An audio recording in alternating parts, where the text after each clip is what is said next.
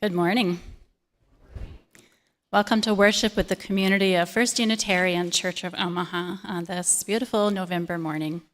My name is Shari Woodbury, and I'm the settled minister here. Whether you are here in the sanctuary with us or attending online somewhere, we are glad you have chosen to spend this time with our community.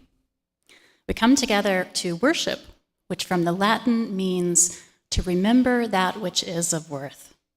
And so each week we reground ourselves in our highest values. A special welcome to visitors. This congregation is a community of all ages and abilities. It's a community with a rainbow of gender and sexual identities. It's a community of diverse cultural and class backgrounds. We draw from many sources of inspiration and share common liberal religious values. Whoever you may be, we welcome you to bring your whole self into this space. If you're joining us online, I encourage you to create a YouTube account and sign into it when you participate that way. This will allow you to take part in joys and concerns and sometimes other features through the chat. You can also subscribe to our channel and share videos you like with others. And for those here in person, after the service, you are invited this morning to go down to the common room, which is directly below the sanctuary, for coffee and conversation.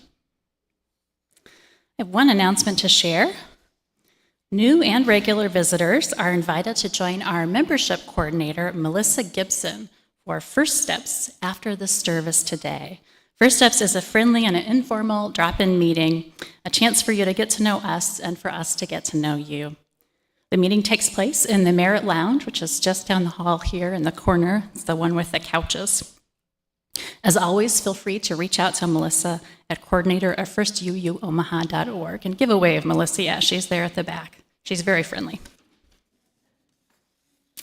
To learn what else is going on around here, including activities you might want to take part in, you can use the QR code or links in your program. There also are some printed e-news from Friday's e-blasts in the foyer if you want to grab one on your way out. Our church occupies the traditional treaty lands of the Omaha and Otoe, Missouri tribal nations, whose sovereignty existed long before the state of Nebraska. We'd also like to express our respect to several other Nebraska tribes, the Ponca, Winnebago, and Santee Sioux, as well as many others represented in the Omaha area. We invite all to join us to go beyond land acknowledgments by educating ourselves and supporting causes, charities, and rights of Indigenous people in our area. Let's settle in.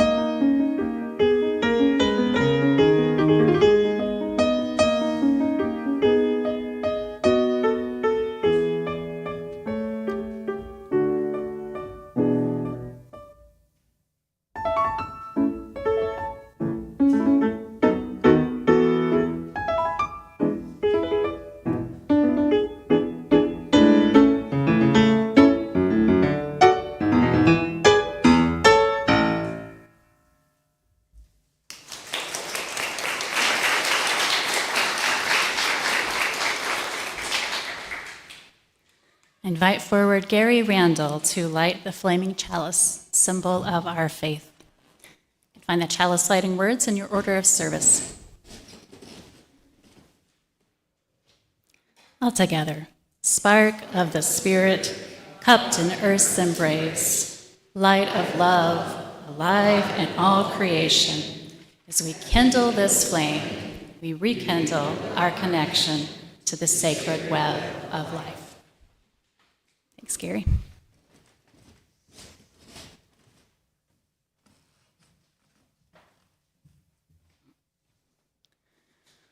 Thomas Merton wrote, "We are living in the greatest revolution in history, a huge, spontaneous upheaval of the entire human race. Not a revolution planned and carried out by any particular party, race, or nation, but a deep, elemental boiling over of all the inner contradictions that have ever been, a revelation of the chaotic forces inside everybody. This is not something we have chosen," he says, "nor is it something we are free to avoid." I invite you to rise if that feels good to your body and join in singing number 6, "Just as Long as I Have Breath."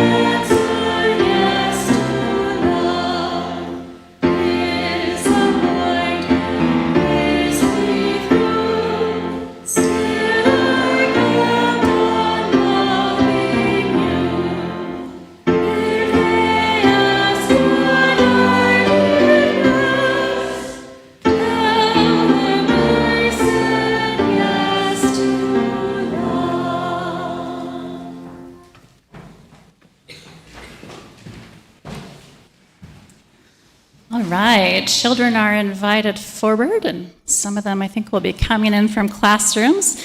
Dan Sullivan and Lynn Thompson have a story to share. That's a delightful change from the printed order of service. Let's find out what puppets and props they might have brought today.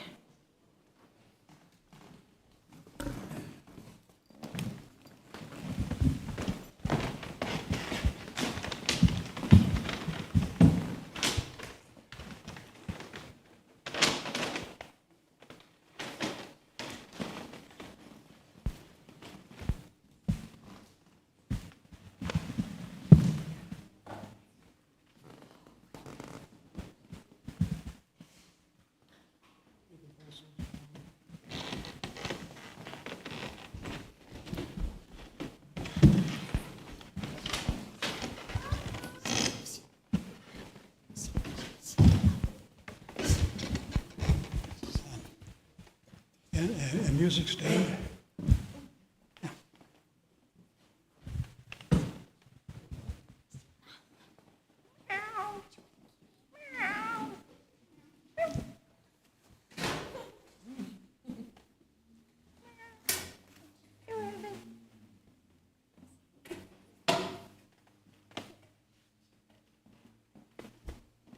We're going to have to Okay.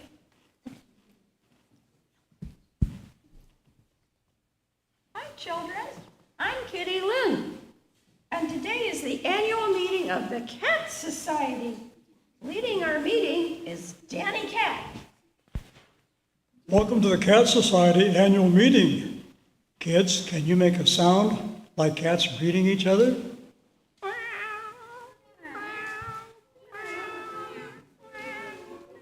Thank you.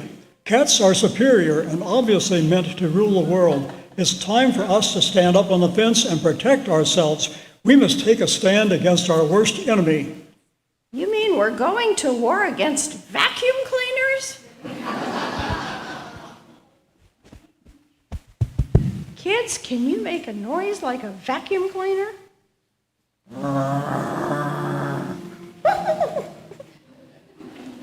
No, we're not going to destroy vacuum cleaners. We're going to destroy dogs. Dogs are worthless and evil and a big nuisance. They've terrorized us and our ancestors for centuries. We have a chance to wipe them out, and we're going to do it.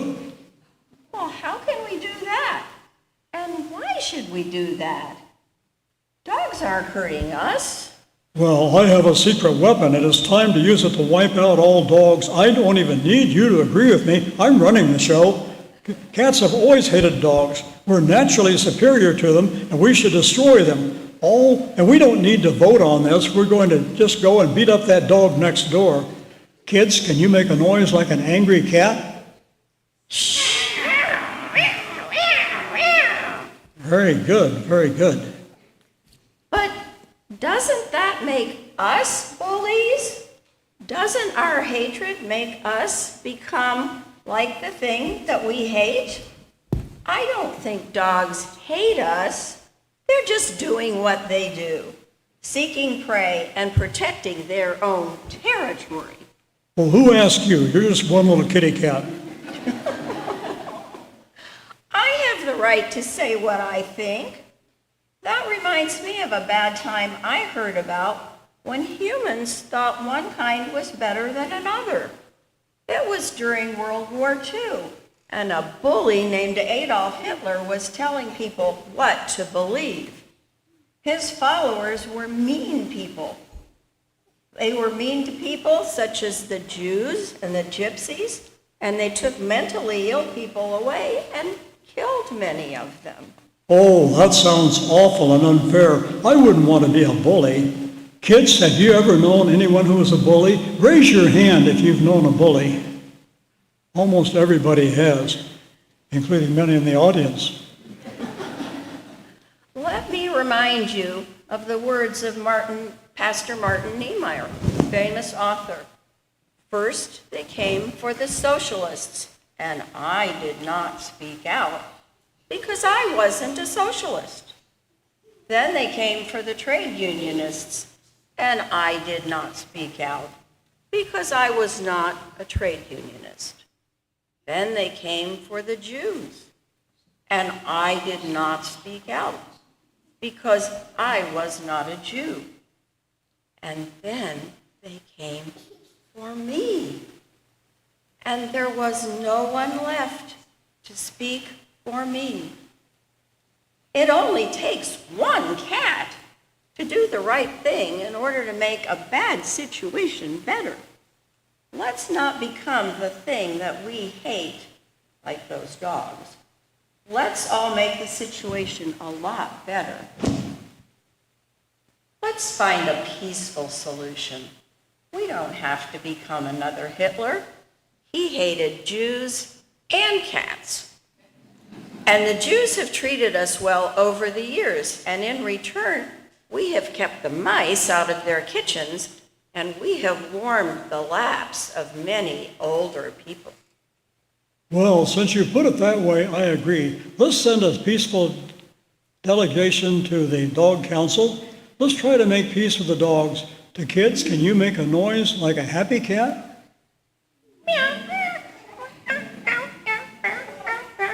Thank you. Children, you may go to your classes now, and remember, sometimes just one person standing up against a bully or saying the right thing can make a big difference. So be kind to one another and to us old people. And don't forget to help your father set the table. And if you have any pets, don't forget to help feed your cats and dogs. Thank you. May you go now, children.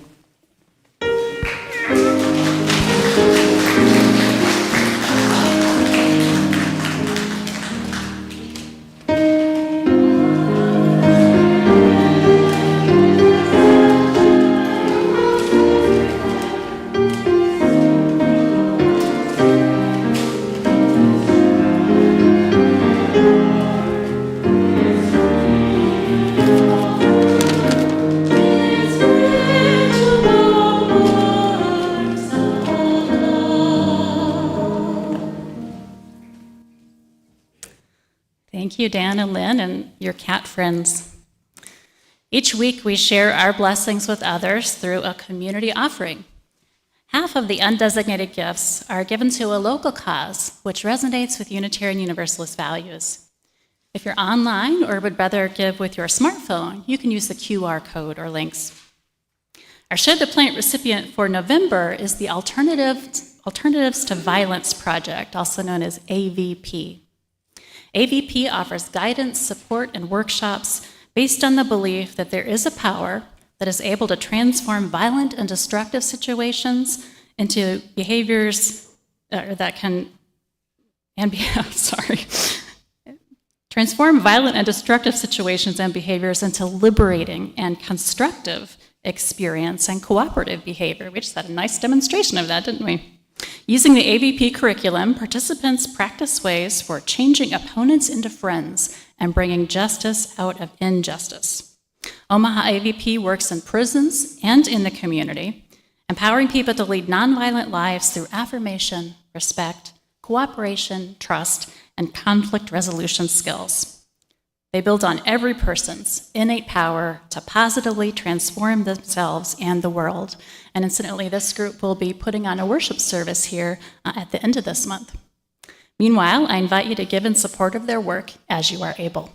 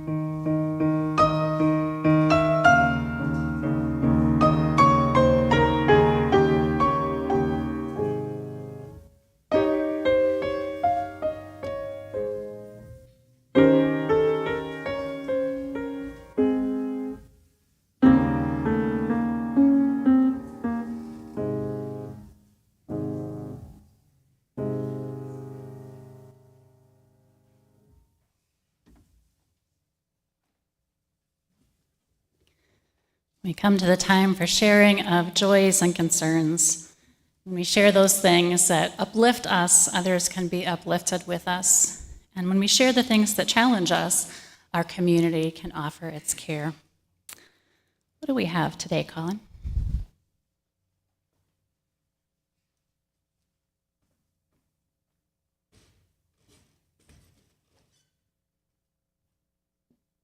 From joy from Elaine Wells, saying, I am the grateful owner of a new titanium hip. The surgery went very well. The doctor and staff at Methodist were kind and thorough. And my partner Henry is taking excellent care of me. If all continues to go this well, I should be back driving in 2 weeks. I look forward to hearing from y'all. And for friend Patricia Pyatt, wishes Elaine a speedy recovery. I think we all wish that.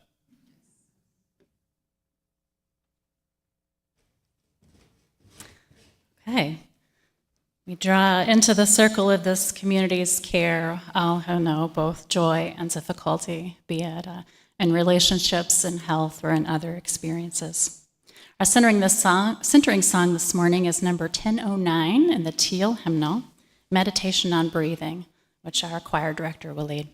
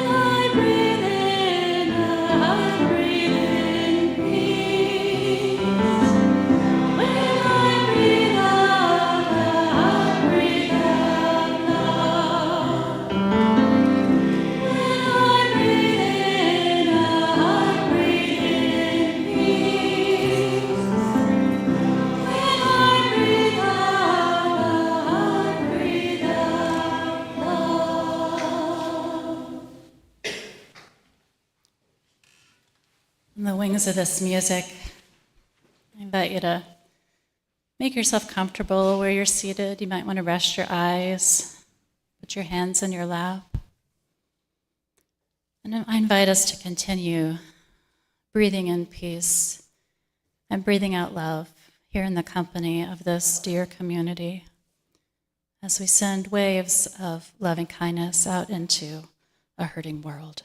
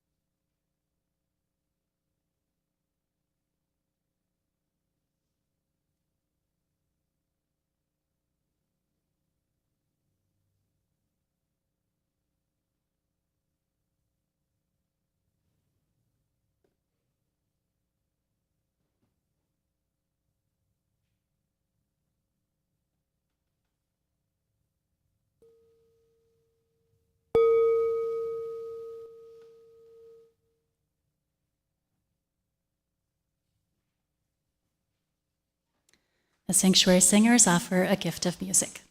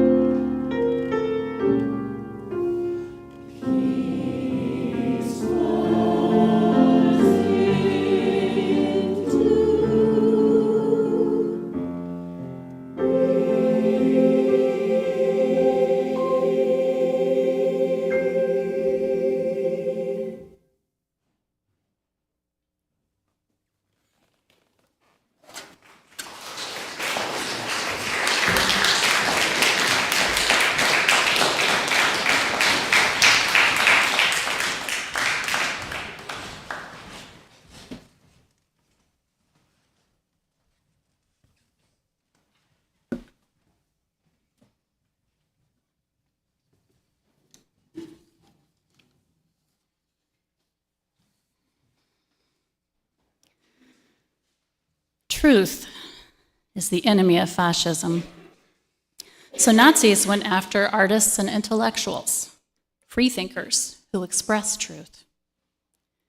Netflix's limited series, Transatlantic, inspired by the history of the Emergency Rescue Committee, depicts a motley mix of idealistic Americans, courageous European Jews, and Africans from French colonies with insights and skills to share about resisting oppression. Together, this group worked from Marseille, France, to safeguard, among others, major artists and thinkers targeted by the Nazis. Another depiction of the era, the 2019 Academy Award-winning film Jojo Rabbit, shows Nazi Germany with satire through the eyes of a 10-year-old German boy, Jojo. In an early scene of this dark comedy at Nazi youth camp, Jojo and the other children gleefully burn books under the guidance of their militant mentors. Jojo's little friend, who has encountered real Jews, expresses confusion. They seem just like us and not scary at all. Later, Jojo goes to the library to learn the facts about the Jews. And the lonely boy has an imaginary friend, Adolf. Yes, that Adolf, but silly as a young child imagined him. Adolf tells him, libraries are dumb. These Aryan kids are not supposed to learn the truth that Jews are regular people. Jojo wanted to figure out how to identify the outgroup that he was coached to fear and scapegoat. Given world events today, resisting such dynamics feels all too relevant, doesn't it? Jews and Muslims, Arabs and Israelis, whether in the Middle East or here in the United States, are still ordinary people, real people. The danger of demonizing particular groups of people based solely on identity is not only in the past and in faraway places, it is here, now. This morning we focus on two questions. The first has to do with identifying not a group of people, but a way of thinking and of manipulating people. That first question is, how can we recognize fascism? This matters because not only is fascism a permanent temptation of humankind, as one scholar called it, it is on the rise today, including in our own nation. I want to acknowledge that this is a heavy topic, as fascism involves large-scale trauma and harm. Some of us are more likely to be targeted based on our identities. So please hear me when I say that I invite you to take care of yourself as you need to during this sermon, which might include moving your body, stepping out, whatever it is that you need to do for yourself. I'll be available during coffee hour today or by appointment, as always, for anyone who would like a pastoral ear.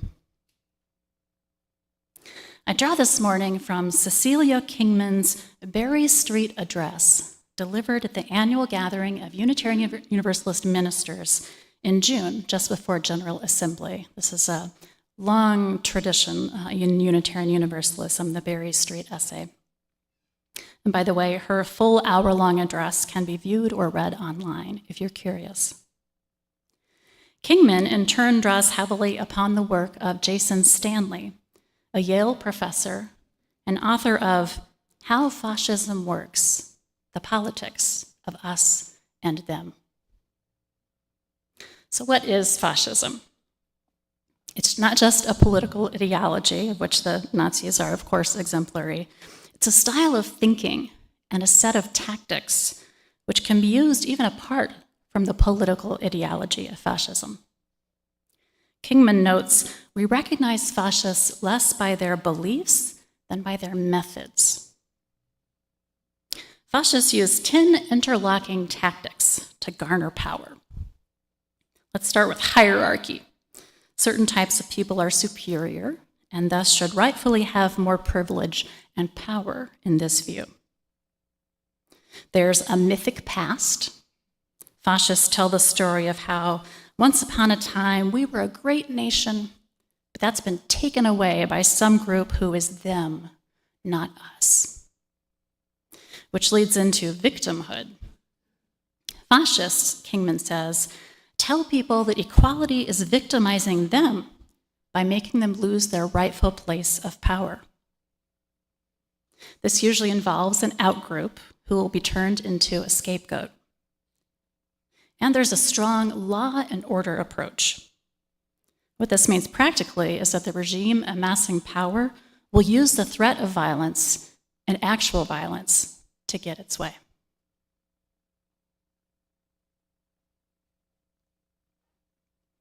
Hitler wanted to make Germany great again by weeding out various groups of people he identified as undesirable and as holding back the rightful heirs of German culture. The film Jojo Rabbit shows masses of Germans excitedly exalting this cult-like figure of the Fuhrer at rallies. I felt kind of spooked as I watched this, honestly, the images of giant frenzied rallies of a certain ex-president of ours coming back to me and feeling all too similar. The Third Reich doesn't hesitate to teach violence not only to soldiers, but to children like Jojo. In the film, each boy at the youth camp receives a special pocket knife, and they casually practice things like throwing hand grenades.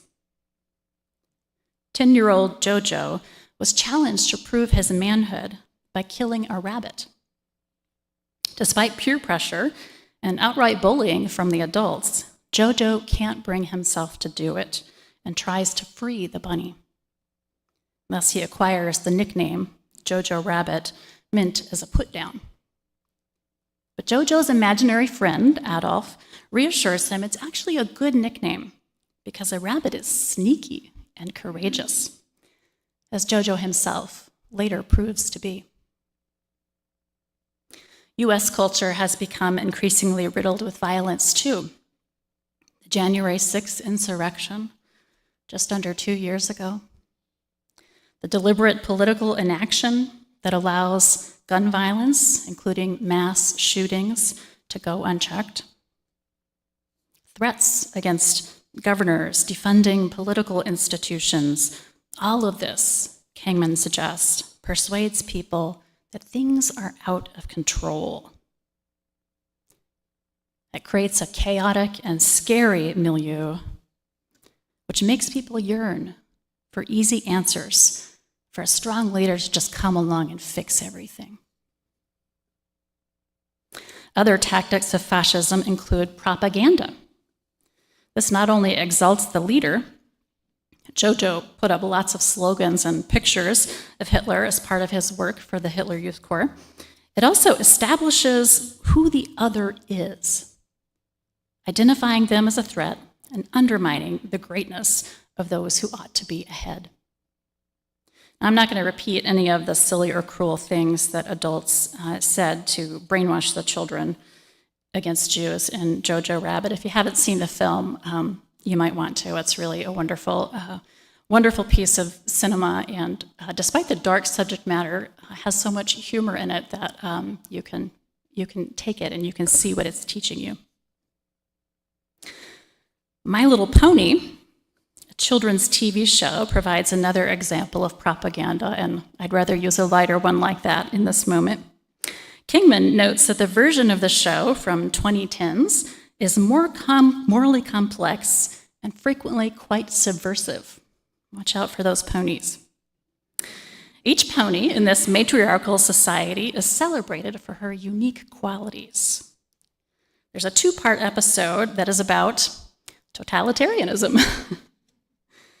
And the ponies have cutie marks on their hind parts that indicate what's unique and special about each of them. That's cutie as in so cute. But in this totalitarianism episode, the cutie marks are gone. Instead, a new regime has imprinted a dull gray equal sign on each pony's upper flank. And the leader brainwashes the horsey citizens over loudspeakers, teaching them that uniqueness brings conflict. It threatens society. This propaganda encourages ponies to ignore their own insights and gifts and just follow the supreme leader. Anti-intellectualism is another tactic of fascism. It shows up in discrediting all sources of truth other than the cult leader. So scientists, intellectuals, artists, even institutions like mainstream journalism, schools, or medicine. Fascists also work to create a sense of unreality. Step one of the slide toward fascism is to get people accustomed to lies. If you can convince the public that everyone lies, people will cease to expect the truth, or even expect to be able to evaluate truth claims independently, and democracy begins to unravel.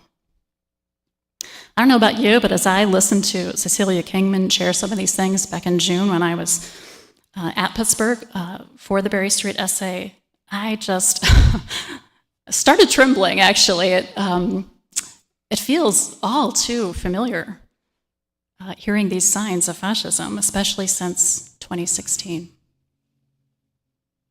Only a few more tactics to go. Another tactic of fascism is framing the outgroups as lazy, needing to learn a work ethic that leeches on society. Perhaps you've seen that sign that hung over the gate at Auschwitz, the Nazi labor camp and death camp.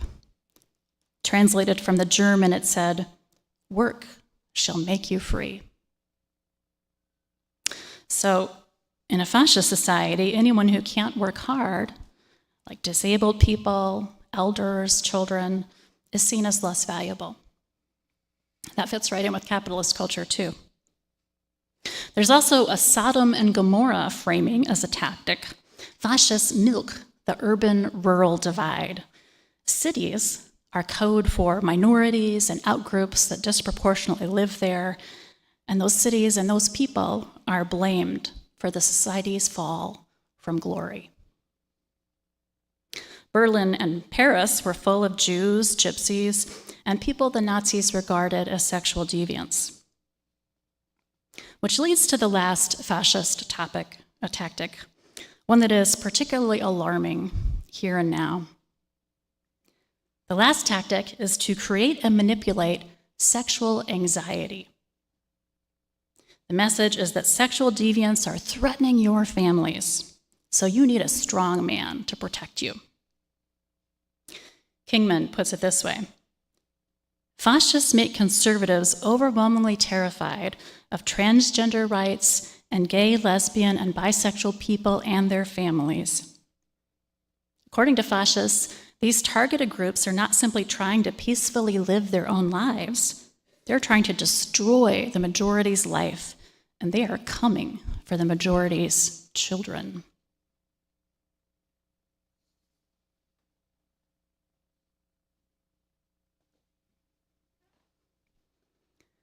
The overturning of Roe v. Wade, the pushback against the movement for LGBTQ equality, and particularly the rhetoric and legislation targeting transgender people, including children. These are classic fascist moves. That's the playbook. The Nazis did stuff like this too. We've seen it recently right here in Nebraska, with new laws curtailing the rights of pregnant people and transgender people to control their own bodies and lives, while some public figures paint drag queens as groomers for simply reading stories to children. Here's that list in brief, the kind of top 10 fascist tactics. Hierarchy, some people really are better and deserve more power. A mythic past, victimhood, and violence. Propaganda, anti-intellectualism, and an unreality that makes truth seem relative or unknowable. Glorifying work, at least for the lazy outgroups, pitting sinful cities against wholesome rural areas, and stirring up sexual anxiety. Now, you don't have to have all 10 of these fascist tactics in play to qualify as fascism. Anytime people are told that someone else is creating an existential threat to them, and a number of these tactics are being used, that's fascism. On this basis, Kingman says, it's plain that in the United States, we are in the midst of an orchestrated takeover by fascist political groups.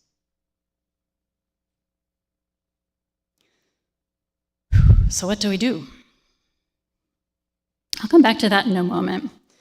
First, let's give our minds and our nervous systems a little respite from this difficult subject. I invite you to turn to someone near you, look them in the eye with respect, and say something affirming. I honor you. I see your inherent worth. You can namaste, whatever feels right to do. If you're online, you can write to each other in the chat.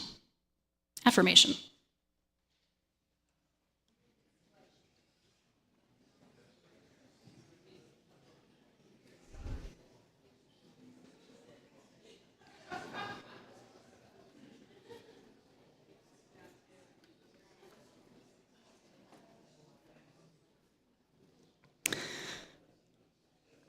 Okay, and now before we go on, let's do another round of 1009 meditation on breathing.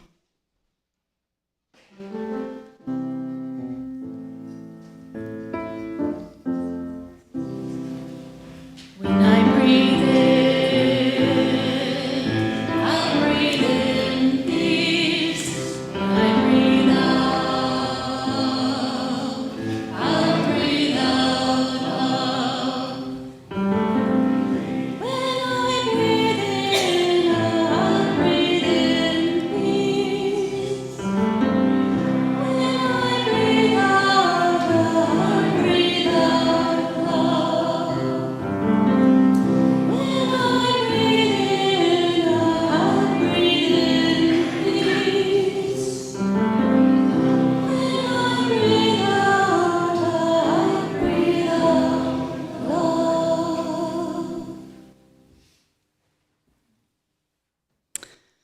So what do we do besides breathe in peace and breathe out love?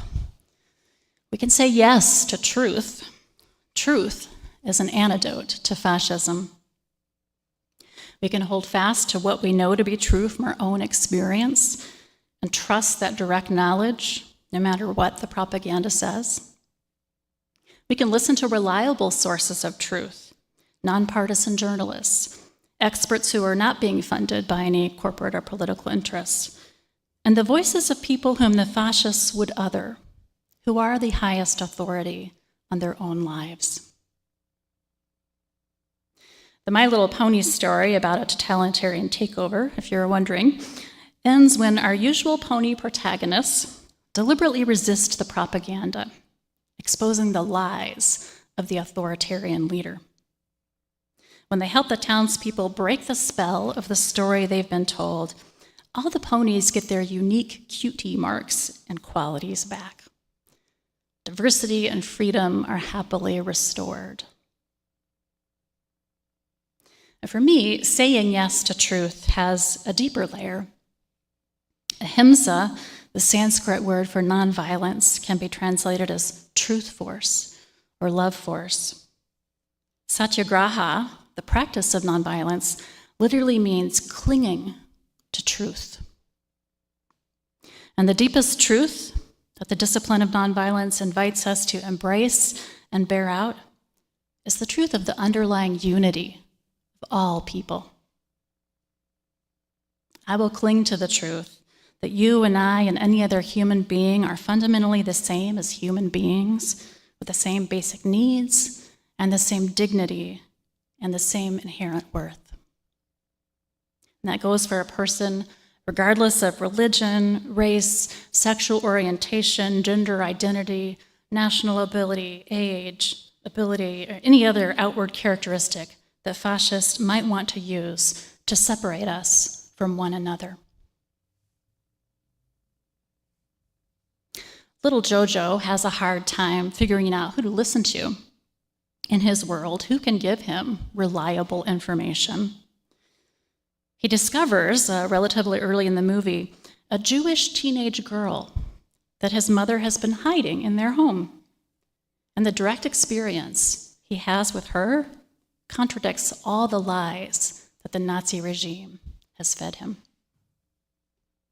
What begins as a frightening encounter turns into a friendship. And ultimately, Jojo clings to the same truth as he did with the rabbit. He will not betray another innocent being, especially this girl who shows him more kindness than the Nazi grown-ups did. Characters from Jojo Rabbit and Transatlantic demonstrate another antidote to fascism: joy. As Nazi action becomes more and more extreme in Transatlantic, and the situation of the emergency rescue community more tenuous in Marseille, the ragtag group of creatives and misfits hide out at a country estate, and they hold a grand party in honor of one of their birthdays. Colorful costumes, witty repartee, and dancing are the order of the day. As for Jojo, his mother teaches him about joy with her playful manner, with the bike rides we see them taking together, and by direct instruction when she tells him, dancing is for people who are free. Dancing is for people who are free. Jojo dances with his mother, and at the end of the film, when the American soldiers have arrived and the war is over, the first thing Jojo and his Jewish friend do is go out into the street, and slowly they start to dance, and you just see them lit up with joy in their whole bodies. Dancing, laughter, love of life all defy authoritarianism, which wants to control. Along those same lines, humor and playfulness can disarm fascism. Oh yes, play can be quite purposeful. Responding to violence and hatred with violence and hatred in kind maintains the dynamic and plays into the hands of extremists. But in contrast, taking positive and unexpected action can do the opposite. I'll share a contemporary example from Wunsiedel, Germany. The people in this town grew weary of unwanted neo-Nazi marches in their town. This was in our time. So they turned the intent of the march on its head in a very creative way. Local people and businesses pledged that for every meter the neo-Nazis marched in their town, they would donate a certain amount of money to an organization that helps people leave right-wing extremist groups. And they made their plan clear by painting start, halfway, and finish lines on the neo-Nazis' marching route. There were signs like, "If only the fur knew," greeting the marchers along the way. And the finish line, when the runners came across, they were sprinkled with rainbow confetti to celebrate the funds that were raised for the anti-Nazi cause. I've read other examples of people clowning around with neo-Nazi groups. I especially like the example of Wunsiedel, this town, because they avoided any messaging or actions that would make fun of or humiliate the neo-Nazi marchers. In principled nonviolence, such as Gandhi or King practiced, the goal is to win hearts, never to alienate even one's opponent. Such a tactic avoids escalating hostilities, which would play right into the hands of fascists, while highlighting the absurdity of what the fascists are doing, their story.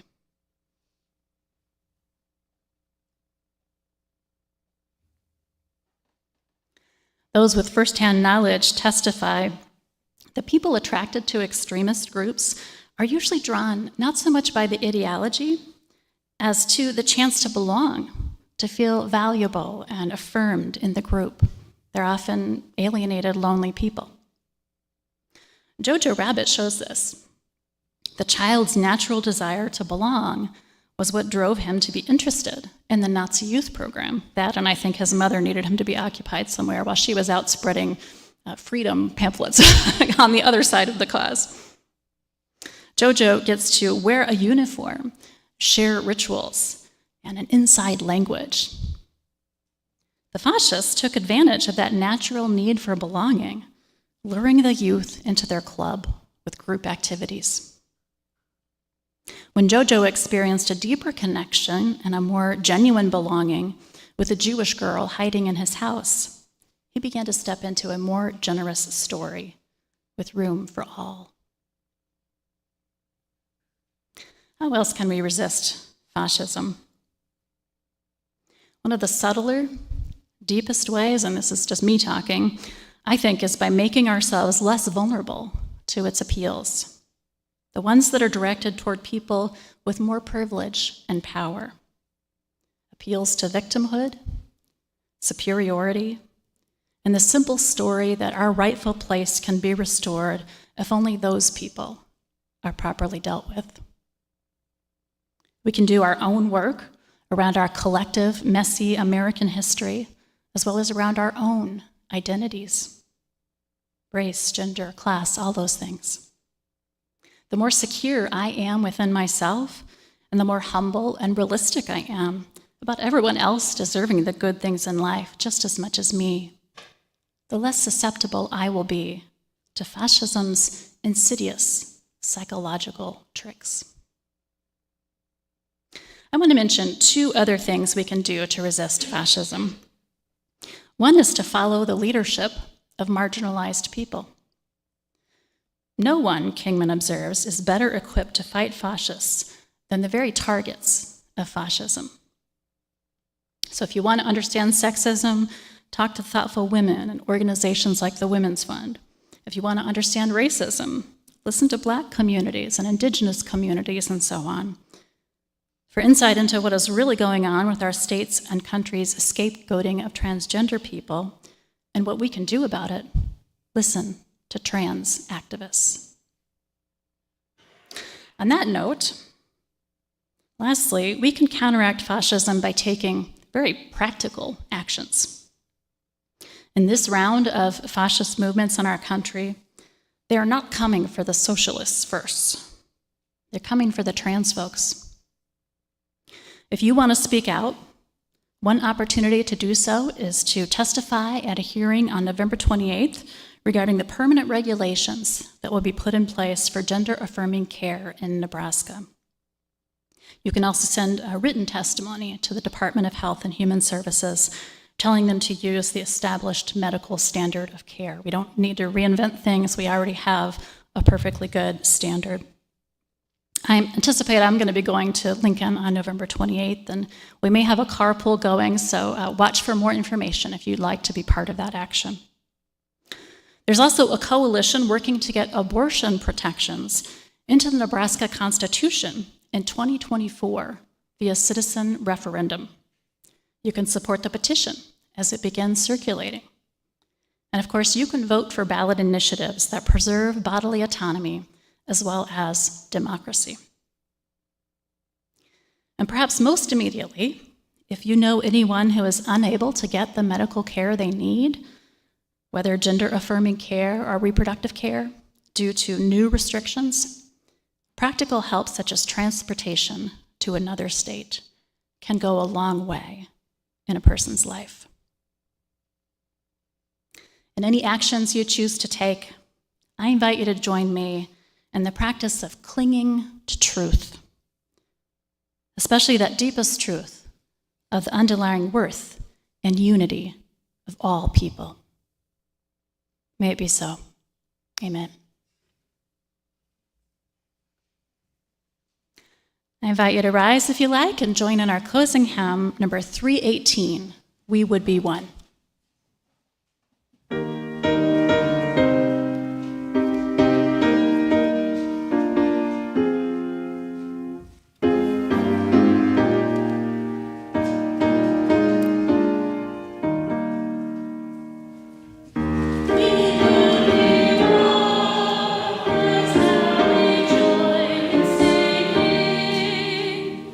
Our hymn of love to blend our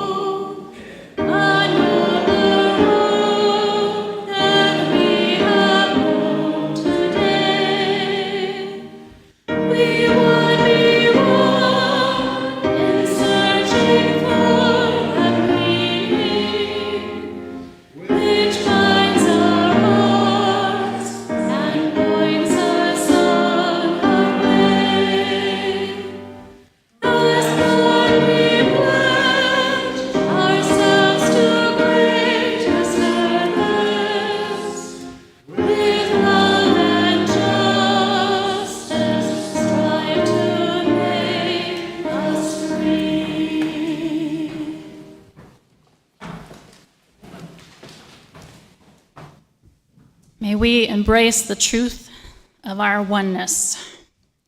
May we sustain ourselves and counteract the constriction of fascism by continuing to play and seize joy.